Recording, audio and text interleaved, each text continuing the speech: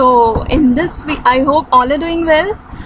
So in this video we will discuss about angiosperms. Okay, so in the previous one what we saw, like we discussed about gymnosperms, and this video we will discuss about angiosperms. Okay, so angiosperms are those plants in which seeds are formed inside fruit and the sporophylls are organized into flowers. Okay, मतलब कि seeds fruit के अंदर gymnosperm से हमने क्या देखा कि क्या है, naked seeds. Okay, presence of naked seeds, fruits formation नहीं होता वहाँ पे. ठीक है, बट इसमें क्या होगा, फ्रूट्स आर प्रेजेंट. ठीक है, and seeds are enclosed by fruits and the sporophylls are organised into flowers. So कुछ मेन कैरेक्टरिस्टिक्स ऑफ एंजियोस्पर्म्स क्या क्या होगा. These are the flowering plant where ovules are enclosed in the ovary and hence seeds are enclosed in the fruit. Okay, this is the largest group of plants occurring in a wide range of habitats. They range in size from tiny, almost microscopic wolfia to tall trees of eucalyptus.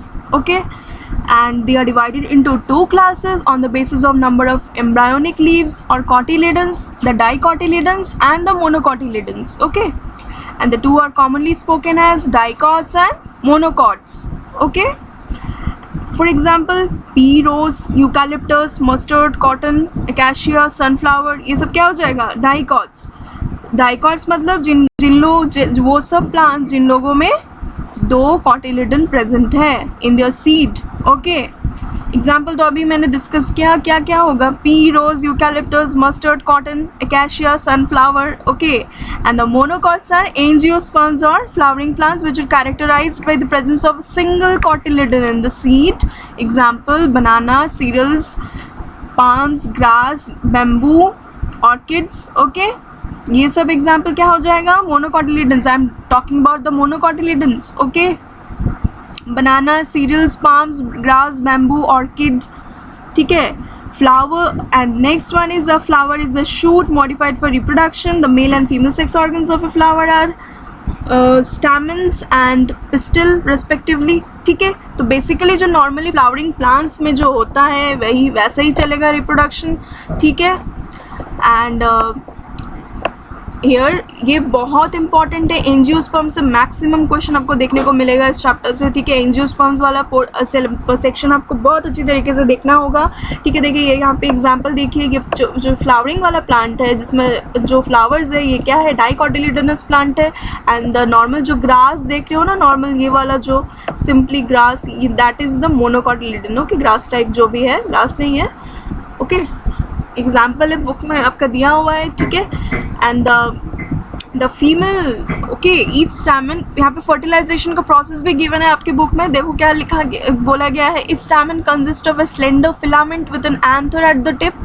The anthers following meiosis produce pollen grain. Anther में क्या होगा, anther में pollen grain है, उन लोगों में meiosis होगा and pollen grains वहाँ से आएगा.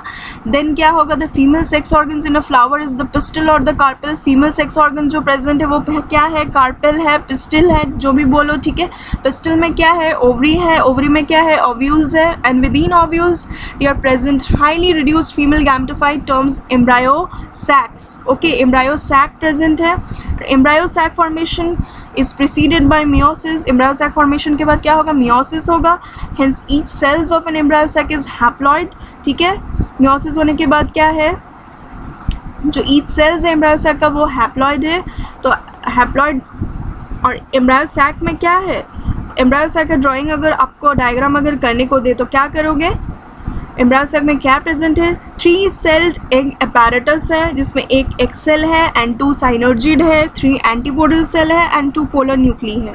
ठीक है, एम्ब्रायो सेक का आई मीन नहीं दिया है, या वेट, एम्ब्रायो सेक तो जो ओवरी है ना, ओवरी के अंदर ही एम्ब्रायो सेक प्रेजेंट. ठीक है, यहाँ पे अलग से डायग्राम नहीं दिया गया है बट कभी कभी देता है, लिसन, तो आपको ये जानना होगा. ठीक है, क्या होगा, एम्ब्रायो सेक में क्या है प्रेजेंट, 3 सेल्ड एग apparatus है, एक एक्सेल है एंड 2 साइनर्जिड है, 3 एंटीपोडल सेल है एंड 2 पोलर न्यूक्ली है. ठीक है, तो polar nuclei eventually fuse to produce a diploid secondary nucleus.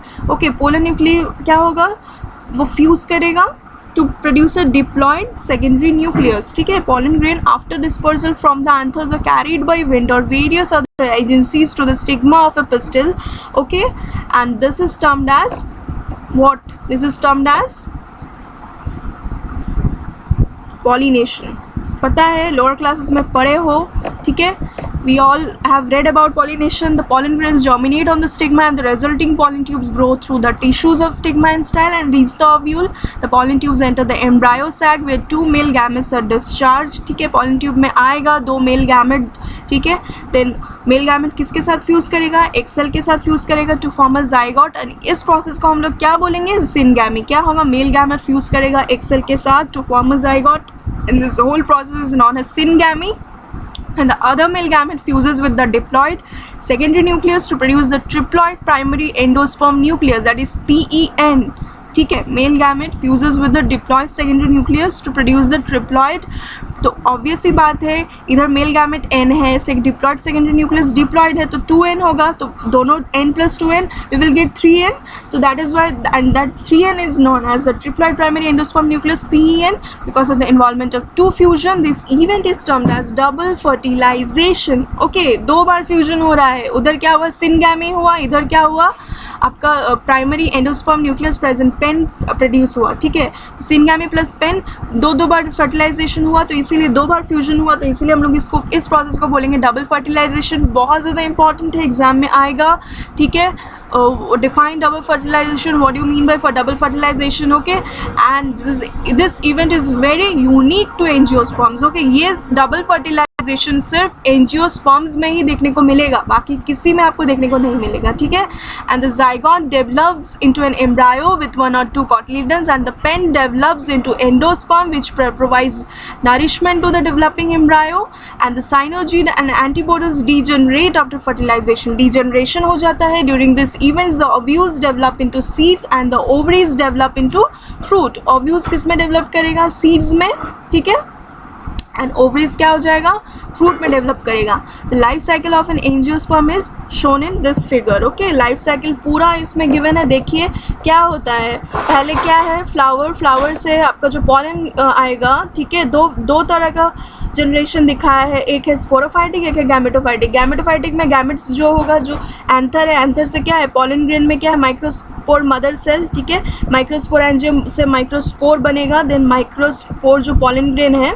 ठीक है, microspore is what we call pollen grain. Pollen grain से क्या होगा? Male gametophyte. वो पॉलन ग्रेन से के अंदर 2 गैमेट है. ठीक है, वो एग बनेगा, देन जाइगोट बनेगा, देन एम्ब्रायो बनेगा, देन स्पोरोफाइट होगा, देन फ्लावर. तो इसीलिए ये वाले जनरेशन को बोलेंगे जो जिस साइड में स्पोरोफाइट प्रेजेंट है, I mean the plant body, तो उसको स्पोरोफाइटिक जनरेशन बोल रहे हैं. 2n. ठीक है, ओवरी से आपका मेगास्पोरेंजियम आया है, ओव्यूल. ठीक है, वहाँ से एग बनेगा. तो ये दोनों का फ्यूजन हो रहा है, दोनों जनरेशन का. ठीक है, तो यही है life cycle of an angiosperm. बहुत इजी है, आप दिन में देखो बहुत बार, आपको पूरा बाय हार्ट हो जाएगा. ठीक है, तो या this is all about angiosperms. Okay, and the life cycle of an angiosperm बहुत इजी है. डबल फर्टिलाइजेशन पढ़ लोगे तो लाइफ साइकिल ड्रॉ करने में कोई दिक्कत नहीं होगा, समझने में भी दिक्कत नहीं होगा. ठीक है, बहुत इंपॉर्टेंट है, एग्जाम में ये वाला आता ही है जनरली, मोस्ट प्रॉब्ली. ओके, अगर कुछ भी समझ में नहीं आ रहा है, फिर भी if you have any doubts you can ask me. Okay, in comment section you can ask me any question. I hope अच्छा लगा होगा सबको.